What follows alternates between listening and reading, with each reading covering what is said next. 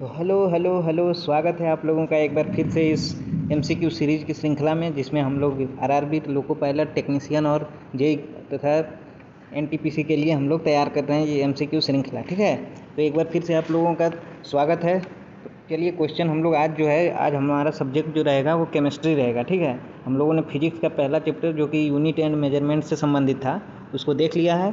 अब जो है केमिस्ट्री का पहला चैप्टर जो कि पदार्थों की संरचना, वर्गीकरण, पृथक्करण एवं उनके प्रकार, जो कि पहले चैप्टर में ये 4 टॉपिक कवर किए जाते हैं। इसके एमसीक्यू को हम लोग यानी कि प्रीवियस ईयर्स में जितने क्वेश्चंस आए हैं आरआरबी में, यानी railway group D, technician, NTPC, आपका एएलपी और जेई, इन सब में जो भी क्वेश्चन साइंस केमिस्ट्री से आए हुए हैं बेसिकली उनको हम लोग डिस्कस करेंगे। ठीक है, तो चलिए बिना देरी किए हुए स्टार्ट करते हैं क्वेश्चन को। एक एक क्वेश्चन को बखूबी पढ़ेंगे, उसको समझेंगे और उसके चारों विकल्प को डिस्कस करते हुए हम लोग क्वेश्चन को टिक करेंगे और आगे बढ़ते चलेंगे। ठीक है, तो चलिए आगे बढ़ते हैं। तो क्वेश्चन नंबर 1 से हम शुरुआत करेंगे। यहाँ पे क्वेश्चन नंबर 1 से आते हैं। ठीक है, तो चलिए क्वेश्चन नंबर 1 आपका जो है वो दिया है कि निम्नलिखित में से किसके अणुओं के बीच आकर्षण बल अधिकतम होता है। तो आप जानते होंगे कि पदार्थ की जो विभिन्न अवस्थाएं होती है, ठोस, द्रव और गैस, और प्लाज्मा भी, यहाँ पे प्लाज्मा स्टेट भी दिया है। तो सबसे ज़्यादा जो आकर्षण बल होता है वो किस में होता है? तो यहाँ पे ऑप्शन आपका है ए नंबर द्रव, बी ठोस, सी प्लाज्मा और डी दिया है गैस, सॉरी बी में गैस दिया है और डी में ठोस दिया है। ठीक है, तो इसमें आपका आप जानते हैं कि पदार्थों की संरचना का जो होता है वो गैस आप देखेंगे तो पूरा फैला हुआ रहता है। जहाँ आप रख दीजिए, पूरी जितना जगह अवेलेबल रहेगा पूरा वो उसमें फैल जाएगा। द्रव एक फिक्स शेप उसका फिक्स नहीं होता है, साइज फिक्स नहीं होता है, लेकिन मास उसका फिक्स होता है और जगह जितना वो घेर सकता है वो फिक्स होता है।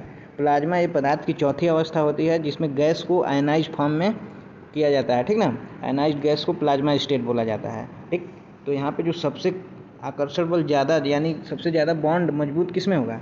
तो ऑब्वियस बात है कि ठोस में होगा, क्योंकि जितना जगह वो घेरता है वो उतना ही हमेशा घेरता है। ठीक है, तो हमारा जो सही आंसर हो गया वो डी नंबर आंसर हो गया। ठीक है, यहाँ पे डी यानी कि ठोस। ठीक, नेक्स्ट क्वेश्चन देख लेते हैं। दूसरा नंबर क्वेश्चन क्या है? दूसरा क्वेश्चन है कि पदार्थ के संदर्भ में निम्न में से कौन सा कथन सही नहीं है। यहाँ पे सही नहीं छांटना है। ठीक ना, क्वेश्चन को ध्यान से पहले पढ़ेंगे, उसके बाद ही ऑप्शन पे हम लोग दौड़ेंगे। ठीक ना, अदरवाइज क्या होता है कि क्वेश्चन तो हम लोग झटके में पढ़ लेते हैं, लेकिन उसका आंसर गलत, क्वेश्चन को समझ के और आंसर भी गलत लगा देते हैं। ठीक, तो हम लोग के यहाँ पे गलत छांटना है, एक तरह से सही नहीं है। ठीक है, तो पदार्थ के संदर्भ में कौन सा कथन सही नहीं है? तो ए दिया है पदार्थ के कणों के बीच कोई आकर्षण बल नहीं होता। चलिए देखते हैं। बी पदार्थ के कण पदार्थ के द्रव और वायु में सतत स्थानांतरित होते हैं, ये भी सही है। पदार्थ कणों से बना होता है, ये बिल्कुल सही है। पदार्थ के कणों के बीच अंतर होता है, यानी दूरी होता है, जैसे एक कण ए है, कण बी है, तो इसके बीच कुछ दूरी होता है, ये भी बात सही है। और बी कह दिया पदार्थ के द्रव और वायु में सतत स्थानांतरण, माने पदार्थ एक जगह से दूसरी जगह जा सकते हैं, तो ये भी बात सही है। लेकिन यहाँ पे दिया है, अभी ऊपर वाले क्वेश्चन में आकर्षण बल दिया था, यहाँ पे बोल रहा है कि नहीं होता है, तो नहीं होता है ऐसा तो बिल्कुल भी नहीं है। तो हमारा जो सही ऑप्शन है वो ए नंबर हो जाएगा। आकर्षण बल बिल्कुल होता है, ठोस तभी तो आपस में जुड़े रहते हैं उसके मॉलिक्यूल। ठीक है, नेक्स्ट क्वेश्चन देख लेते हैं। तीसरा आपका क्या है कि ठोस के कणों के संदर्भ में निम्न में से क्या सही हैं। तो क्या सही है भाई? ठोस के बारे में बेसिकली ये पूछा है। तो दिया है कि वे यादृच्छिक रूप से गतिशील होते हैं। यादृच्छिक माने रैंडमली, ठीक ना, रैंडमली माने इधर उधर। अच्छा, अगला देखते हैं। उनके बीच बड़े अंतराल होते हैं, ठीक, व्यवस्थित तरीके से विन्यासित होते हैं और उनमें न्यूनतम आकर्षण बल होता है। तो ये तो बिल्कुल गलत है। वे रैंडमली गतिशील होते हैं, ये भी गलत है। रैंडमली नहीं, वो क्लोजली पैक्ड होते हैं, बंधे होते हैं। उनके बीच बड़े अंतराल होता है, बड़ा नहीं, बहुत कम अंतराल होता है। तो यहाँ पे जो सही ऑप्शन है वो आपका सी नंबर है। सही रूप से कण जो है वो व्यवस्थित होते हैं। ठीक है, तो यहाँ पे आपका सी ऑप्शन सही हो गया। नेक्स्ट देखते हैं फोर्थ नंबर क्वेश्चन। फोर्थ दिया है कि अभी तक वैज्ञानिकों द्वारा पदार्थ की कितनी अवस्था तय की गई है। तो पदार्थ की अवस्था आप जानते हैं, ठोस, द्रव, गैस, प्लाज्मा, और एक होता है बोस आइंस्टीन। यानी टोटल कितने हो जाते हैं? कोई जल्दी जल्दी में क्या 3 मार के चल देगा और खुश भी रहेगा कि हम तो पदार्थ की 3 अवस्था ठोस, द्रव, गैस होता है, हमने टिक किया है। बट वो क्या, ऐसा करके उसने अपने पैर पे कुल्हाड़ी नहीं, कुल्हाड़ी पे पैर मार दिया है। तो आप ऐसा बिल्कुल नहीं करेंगे, हमें विश्वास है। तो आप बिल्कुल आंसर क्या करेंगे? बी, यानी टोटल 5 अवस्थाएँ होती हैं, तो बी पे टिक कर देंगे सही। 5वां क्वेश्चन आप देख लीजिए। 5वां दिया है, 4 इसमें फिगर दिए हैं आपको, लिखा है सॉलिड, लिक्विड, गैस, प्लाज्मा। ठीक ना, एक साथ पूरा ऑप्शन नहीं आ रहा है, लेकिन ऊपर नीचे करके हम लोग देख लेंगे, ठीक है। तो ये भी रेलवे ग्रुप डी में आया हुआ है 2018 में, ठीक। तो नीचे दी गई आकृति से क्या अनुमान नहीं लगाया जा सकता है, पूछो तो सही कि अनुमान लगाना क्या है, ठीक। तो ऑप्शन के हिसाब से हम लोग यहाँ तय करेंगे कि क्या अनुमान हम लोग नहीं लगा सकते। तो ऑप्शन ए में आपका दिया है कि पदार्थ की चारों अवस्थाओं की आणविक अवस्था देखी जा सकती है, यानी पदार्थ की जो चार अवस्थाएं ठोस, द्रव, गैस और प्लाज्मा दिया है, देखा जा सकता है, तो बिल्कुल देखा जा सकता है। तो ये बात तो सही है, हमको गलत छाटना है ना। अगला क्या दिया, प्लाज्मा एक तरल पदार्थ है जो शरीर के सभी कोशिकाओं में मौजूद है। प्लाज्मा, वो प्लाज्मा और इस प्लाज्मा में अंतर होता है। ये आपके पदार्थ की अवस्था का प्लाज्मा आता है और जो ब्लड में प्लाज्मा का 55% पर भाग होता है वो अलग होता है। तो यहाँ पे ये गलत है, ठीक है। नेक्स्ट देखते हैं, सी क्या दिया है, यानी पहला सही है, बी गलत हो गया। सी क्या है, यह आकृति पदार्थ की चौथी अवस्था है, अर्थात प्लाज्मा को, यानी प्लाज्मा को की अवस्था जो है चौथा, ये आपका पदार्थ की चौथी अवस्था है। तो ये भी बिल्कुल सही बात है। डी दिया, यह आकृति पदार्थ की विभिन्न अवस्थाओं के बारे में जानकारी प्रदान करती हैं, यानी ये जो चारों फिगर दिए हुए हैं वो पदार्थ की चारों अवस्थाओं के बारे में बता रहे हैं। तो ये सही है। तो हमारा गलत कौन सा हो गया, एक तरह से ये आपका ऑप्शन, क्वेश्चन के हिसाब से ऑप्शन बी जो है वो सही है, यानी ये स्टेटमेंट भले गलत है लेकिन आंसर हमारा बी ही सही है, ठीक। चलिए 6 नंबर क्वेश्चन देख लेते हैं। 6 में दिया कि डैश डैश में विसरण अत्यधिक तीव्रता से होता है। विसरण माने होता है कि फैलना, ठीक ना। फैलने की क्रिया सबसे ज़्यादा तेज किस में होगी, ठोस में, द्रव में, गैसों में या प्लाज्मा में। तो ठोस तो आपस में बंधे रहते हैं, तो इसमें कहाँ से होगा, द्रव बहता है, ये फैलता मतलब विसरित नहीं होता, गैस की तरफ फैलता नहीं है। यानी कि जो प्लाज्मा भी आयनित भाग होता है, आयनित रूप होता है गैस का, लेकिन गैस जो है सबसे ज़्यादा विसरण देखा जाता है गैस में, ठीक। तो ऑप्शन सी यहाँ पे सही हो जाता है। 7वां क्वेश्चन है, यदि अमोनिया एक गैस है तो कपूर क्या होगा। अमोनिया एक गैस है, ठीक ना। ये आपका रीजनिंग टाइप का क्वेश्चन हो गया, NTPC RRB 2016 में पूछा गया है क्वेश्चन, ठीक है। बोल रहा है कि यदि अमोनिया गैस है तो कपूर क्या होगा। आपका गैस होगा, तरल होगा, ठोस होगा या अर्ध ठोस होगा। तो अर्ध गैस तो हो नहीं सकता है, जानते हैं, कपूर सब लोग जलाए हैं।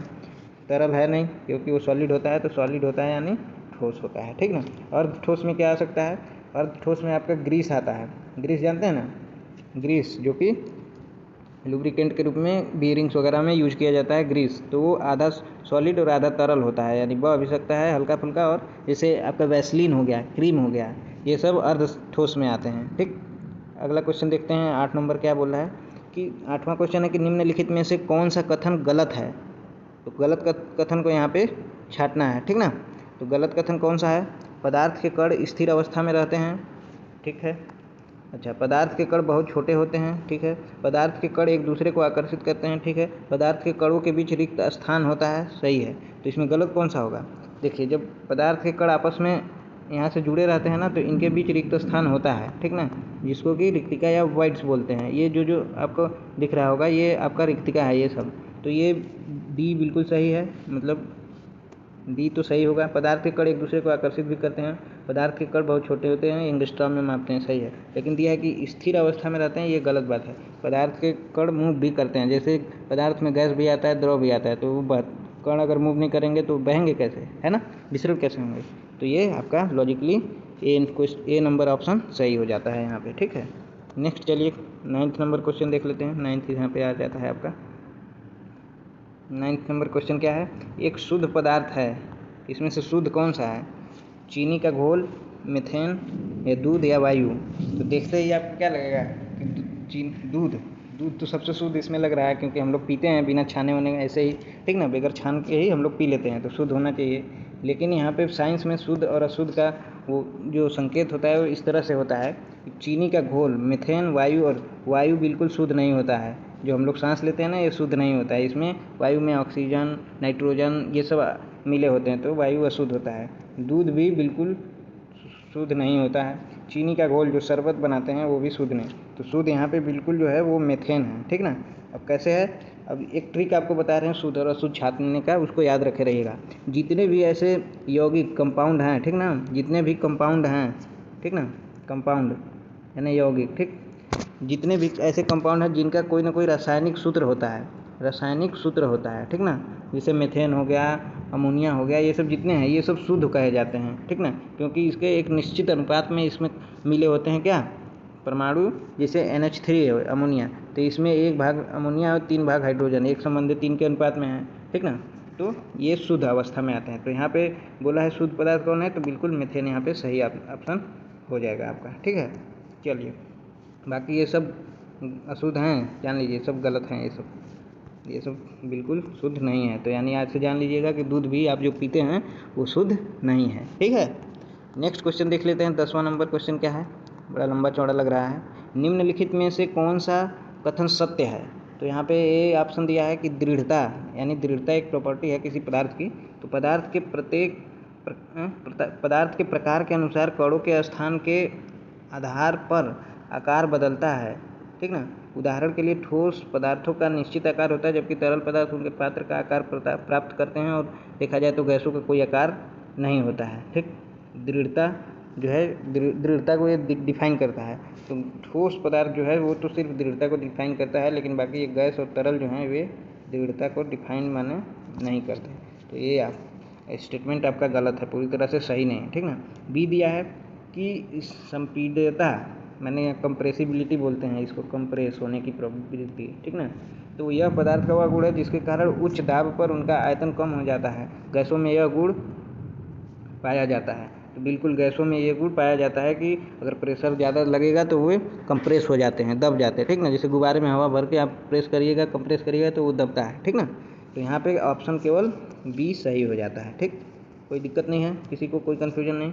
नेक्स्ट देखते हैं आपका 11वां नंबर क्वेश्चन क्या है कि मिश्रण की प्रकृति में डैश डैश हो सकता है। मिश्रण कितने प्रकार के होते हैं, इसका पूछने का मेन मोटो जो है, उद्देश्य जो है वो कितने प्रकार का मिश्रण हो सकता है। तो मिश्रण बेसिकली आपका देखिए, पहले ऑप्शन देख लेते हैं दिया क्या है। समांगी दिया है, विषमांगी दिया है, समांगी और विषमांगी दिया है, और शुद्ध पदार्थ दिया है। तो मिश्रण बेसिकली दो प्रकार के होते हैं, वो कौन कौन से होते हैं, पहला समांगी और दूसरा विषमांगी मिश्रण। ये आप क्लास 7th 8th 9th से ही पढ़ते आ रहे हैं। तो ऑप्शन आपका हो जाएगा यहाँ पे सी नंबर। ठीक है, सी आपका सही आंसर हो जाएगा। 7वां क्वेश्चन दिया, सॉरी 12th नंबर क्वेश्चन दिया है आपका। 12th नंबर क्या दिया है कि एक मिश्र धातु किसका उदाहरण है। एक मिश्र धातु किसका उदाहरण है। तो इसमें से पूछा है कि इनमें से मिश्र धातु किसका उदाहरण है, कोलाइडी विलयन का, पायस का, ठोस विलयन का, या फिर विविध मिश्रण का।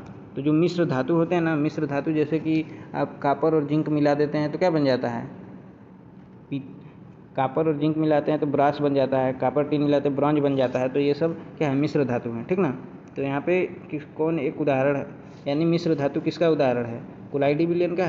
तो कोलाइडी विलयन समझते होंगे, जैसे दूध का कोलाइडी विलयन, या फिर एयर का वाटर में, ऐसे 9 तरह के होते हैं, 10 तरह के कोलाइडी विलयन। ठीक ना, सॉलिड लिक्विड गैस को आपस में मिक्स कर करके बनाया जाता है, और उसको आकृति के आधार, यानी कि पार्टिकल के जो शेप साइज होते हैं उनके आधार पर भी डिवाइड किया जाता है। पायस उसी में से एक कोलाइडी विलयन का ही उदाहरण है, पायस। ठोस विलयन और विविध मिश्रण, तो मिश्र धातु जो होते हैं एक्चुअली ठोस अवस्था में ही दो धातुओं को आपस में मिलाकर बनाया जाता है। ठीक ना, नेक्स्ट क्वेश्चन देख ले, किसी को कोई दिक्कत नहीं, कोई दिक्कत नहीं।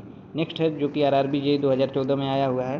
तो क्वेश्चन क्या है कि निम्नलिखित में से कौन सा विषमांगी मिश्रण है। विषमांगी मतलब कि निश्चित रेशियो में नहीं है।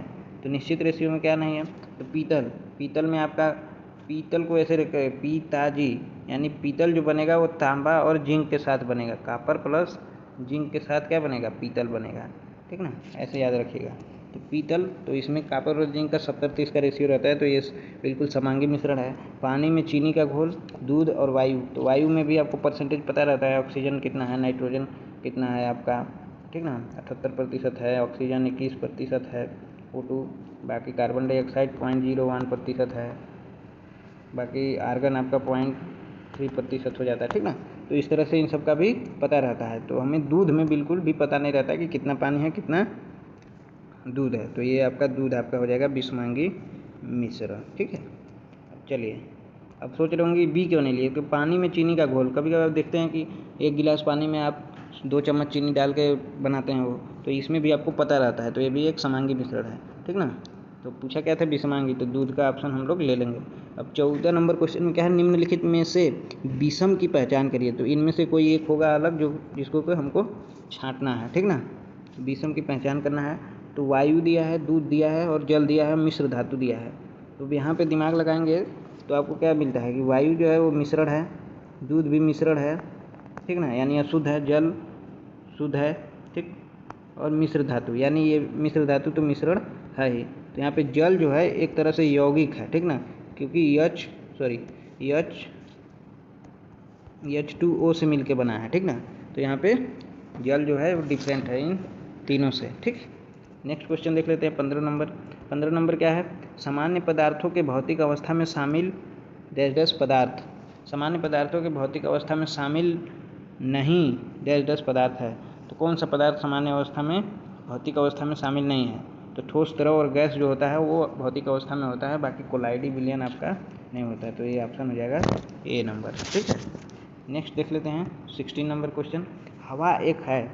तो अभी हम हवा के बारे में डिस्कस कर भी चुके हैं, आप लोग बताइए एक बार। तो ये आपका आरआरबी एनटीपीसी 2016 में आया हुआ क्वेश्चन है ये। तो हवा क्या है? शुद्ध मिश्रण है, ठीक। केवल मिश्रणों का मिश्रण है, केवल तत्वों का मिश्रण है, और फिर दोनों तत्वों और यौगिकों दोनों का मिश्रण है। तो देखिए हवा में आपका क्या होता है, नाइट्रोजन, ठीक, ऑक्सीजन, कार्बन डाइऑक्साइड, आर्गन और अन्य गैस, मेन यही 4 होते हैं। तो यहाँ पे आप देख रहे होंगे कि नाइट्रोजन, तो ये अणु हो गया है, यानी कि 2 परमाणु मिलकर आपस में बना हुआ है। ऑक्सीजन भी अणु है। कार्बन डाइऑक्साइड CO2 ये क्या है, यौगिक है, ठीक ना, यानी कि 2 से अधिक तत्व आपस में मिलकर बना रहे हैं। आर्गन केवल और केवल तत्व है, यानी तत्व, अणु और यौगिक तीनों को आपस में मिलके, यानी कि यहाँ पे क्या हो जाएगा, डी ऑप्शन सही हो जाएगा। 2 तत्वों और यौगिकों का मिश्रण है, मतलब इनमें अलग अलग तत्व और यौगिक हैं, ठीक ना, दोनों तत्वों और यौगिकों का मिश्रण है। 17 नंबर क्वेश्चन दिया है, वह विजातीय मिश्रण जिसमें विलेय के कण घुलनशील, ठीक, घुलते नहीं हैं। वह विजातीय मिश्रण जिसमें विलेय के कण घुलते नहीं हैं बल्कि पूरे माध्यम में निलंबित रहते हैं। निलंबित माने सस्पेंडेड, निलंबित जैसे किसी को नौकरी से सस्पेंड किया जाता है ना, सस्पेंड माने होता है निलंबित करना। तो दिया है कि मिश्रण में घुलते नहीं बल्कि निलंबित माने सस्पेंड माने एक तरह से लटका देना होता है, तो नीचे की ओर लटका देना, ठीक ना, यानी एक तरह से अगर किसी पानी में कुछ घोल डालेंगे तो वो पूरी तरह से विलय ना होकर उसमें लटक जाएगा, तो वो क्या होता है, सस्पेंशन होता है, या फिर संतृप्त विलयन होता है, और संतृप्त विलयन या कोलाइडी विलयन। तो यहाँ पे सीधा सीधा नाम ही दे दिया है, सस्पेंशन माने निलंबन या निलंबित करना, ठीक है। 17 क्वेश्चन। 18 नंबर यहाँ पे देख लीजिए क्वेश्चन क्या दिया है। 18 नंबर क्वेश्चन क्या है कि विज्ञान में कौन सा नियम मिश्रण के गुणों का पालन नहीं करता है, ठीक ना, विज्ञान में कौन सा नियम मिश्रण के गुणों का पालन नहीं करता है। क्वेश्चन और आंसर भी उधर है, इसीलिए हम पूरा आप लोगों को नहीं दिखा रहे हैं, नहीं तो आप लोग नकल कर लेंगे, है ना। चलिए, तो कौन सा नियम पालन नहीं करता, तो क्या ऑप्शन दिया है कि मिश्रण के घटक उनके गुणों को बरकरार रखते हैं। मिश्रण अलग अलग पदार्थ के हो सकते हैं, ये बात तो मानी है कि अलग अलग पदार्थ, इसे भौतिक विधि से अलग किया जा सकता है मिश्रण को, तो किया जा सकता है। इसकी संरचना तय है, और ये दिया है आपका मिश्रण के घटक उनके गुणों को बरकरार रखते हैं। तो इसमें जो हमको लगता है ऑप्शन कि इसकी संरचना तय होती है, ये तो सही है। इसके भौतिक विधि से अलग किया जा सकता है, सभी को भौतिक विधि से नहीं, तो यही जो है हमको लग रहा है कि आपका सी ऑप्शन सही होना चाहिए, ठीक ना। क्योंकि मान लीजिए चाय और पत्ती और दूध और पानी आपस में मिला दे, तो भौतिक विधि मतलब कि बिना गर्म ठंडा किए उसको अलग कैसे करेंगे, छान के तो पानी और दूध को अलग कर नहीं सकते, तो ये भौतिक विधि से नहीं किया जा सकता। इसको रासायनिक विधि, यानी कि गर्म करने पे पानी सब भापन के उड़ जाता है, दूध केवल बच जाता है, उससे अलग कर लेते हैं। तो ये आपका सी ऑप्शन हमारे ख्याल से सही होना चाहिए, ठीक है। नेक्स्ट 19 नंबर क्वेश्चन है, जब 2 तरल पदार्थ एक दूसरे में घुलते नहीं हैं, ठीक ना, नहीं घुलते नहीं और सॉल्यूशन नहीं बनाते हैं, तो उनको क्या कहते हैं। जब 2 तरल पदार्थ एक दूसरे में नहीं घुलते, जैसे तेल और पानी आपस में नहीं घुलता है, ठीक, तो उसको क्या बोलेंगे। तो आपस में घुल नहीं रहा है मतलब कि मिश्रित नहीं हो रहा है, तो क्या बोल सकते हैं उसको, सॉल्यूट बोलेंगे, डिकेंटेशन बोलेंगे, सॉल्वेंट बोलेंगे, या मिश्रणीय। तो मिश्रण नहीं हो रहा है मतलब मिल नहीं रहा है आपस में, तो अमिश्रणीय ही बोलेंगे ना। तो यहाँ पे ऑप्शन आपका सी हो जाता है सही ऑप्शन, ठीक है। नेक्स्ट 20 नंबर क्वेश्चन देखिए। 20 नंबर क्वेश्चन दिया है कि शक्कर के घोल में शक्कर एक है। तो चीनी के घोल माने शरबत में शक्कर के क्या काम है, तो वो क्या है, विलायक है, मतलब घोलने वाला है, कोलाइड है, या सस्पेंशन है, या घुला हुआ है। सस्पेंशन माने क्या, घुलने के बाद चीनी का पता चलता है कि इसमें चीनी है, तो नहीं, पता नहीं चलता है। कोलाइडी विलयन एक अलग ही प्रकार का विलयन है, ठीक, विलायक है नहीं, क्योंकि वो तो घुलने वाला पदार्थ है, यानी कि खुद वो जाके क्या होता है, घुल जाता है, यानी घुला हुआ पदार्थ होता है, ठीक है। नेक्स्ट देख लेते हैं हम लोग। 21 नंबर क्वेश्चन है कि डैश डैश एक यौगिक नहीं है, तो इनमें से कौन सा एक यौगिक नहीं है। तो आपका लेड दिया है, चॉक दिया है, हाइड्रोजन सल्फाइड दिया है, और सल्फर डाइऑक्साइड दिया है। तो लेड का आप जानते हैं Pb होता है, चॉक आपका कैल्शियम कार्बोनेट होता है, ठीक है। Calcium carbonate, sulphur dioxide SO2 होता है, हाइड्रोजन सल्फाइड आपका H2S होता है। तो इसमें से कौन सा यौगिक नहीं है, तो वही जो अकेला रहेगा वही यौगिक नहीं रहेगा। बाकी इसमें जो सही ऑप्शन हो गया आपका लेड, क्योंकि ये एक सिंगल तत्व है, ठीक ना। यौगिक जब दो या दो से अधिक तत्व आपस में मिलेंगे तभी ना बनेगा यौगिक। तो नेक्स्ट क्वेश्चन आपका देख लेते हैं 22 नंबर, रेत और चीनी का मिश्रण कैसा उदाहरण है। तो रेत और चीनी को आपस में मिला देंगे तो रेत आप अलग छांट सकते हैं, चीनी को अलग छांट सकते हैं, वो भी भौतिक विधि से। तो कोलाइडी तो होगा नहीं क्योंकि ये घुलने के बाद होता है, निलंबन भी नहीं होगा, सजातीय तो है ही नहीं क्योंकि अलग अलग प्रजाति के हैं। तो यहाँ पे ऑप्शन ए हो जाता है आपका करेक्ट, ठीक ना, ये आपका करेक्ट हो जाता है, ठीक है। चलिए अगला देखते हैं। 22 हो गया कंप्लीट क्वेश्चन आपका, 22 क्वेश्चन आपके यहाँ पे कंप्लीट हो गए। ये किससे था, 22 क्वेश्चन जो था ये सिर्फ और सिर्फ पदार्थ नाम से था, ठीक ना। अब उसके आगे पदार्थ की संरचना, वर्गीकरण, पृथक्करण, उनके प्रकार, अब उसको देखते हैं, ठीक। तो नेक्स्ट आपका क्वेश्चन आ जाता है, 22 क्वेश्चन के बाद जो क्वेश्चन आपका आता है वो धातु, अधातु और उपधातु से संबंधित है। धातु कौन से होते हैं, अधातु कौन से होते हैं और उपधातु कौन से होते हैं, उन पे आधारित है, ठीक है। तो हमारे ख्याल से 22 क्वेश्चन कंप्लीट हो गया। बाकी जो क्वेश्चन है वो अगले वीडियो में देखेंगे, अगले क्लास में देखेंगे, ठीक है। तो केमिस्ट्री के लिए आज के लिए इतना ही बहुत है। इसको आप लोग रिवाइज करिएगा, जो इम्पोर्टेंट क्वेश्चन आपको अपने हिसाब से लगे उसको नोट भी करिएगा, ठीक है। बाकी ऐसे ही आप डेली क्वेश्चन प्रैक्टिस करने के लिए हमारे साथ जुड़े रह सकते हैं और जुड़ने के लिए चैनल को सब्सक्राइब कर सकते हैं। बाकी अपने फ्रेंड्स को भी बताइएगा, शेयर भी करिएगा, और वीडियो अच्छा लगा होगा तो लाइक भी करिएगा, ठीक है दोस्तों। तो अगले दिन हम लोग अगले यहाँ धातु, अधातु और उपधातु से हम लोग क्वेश्चन को करेंगे, ठीक है। तो अगले दिन थोड़ा सा और लॉन्ग वीडियो लेकर हम लोग चलेंगे ताकि ज़्यादा से ज़्यादा क्वेश्चन एक ही वीडियो में कवर कर पाए, लगभग 50 के अराउंड क्वेश्चन एक वीडियो में, ठीक है। ज़्यादा समय नहीं लगेगा, थोड़ा सा और फास्ट करेंगे, डिस्कशन भी होगा उसमें, और ऐसे लॉजिकल आंसर भी हम लोग टिक करेंगे, ठीक ना। तो चलिए, धन्यवाद आप सब लोगों का वीडियो को देखने के लिए और यहाँ तक कंप्लीट करने के लिए, ठीक है। Okay, thank you. मिलते हैं नेक्स्ट क्लास में, तब तक के लिए जय हिंद।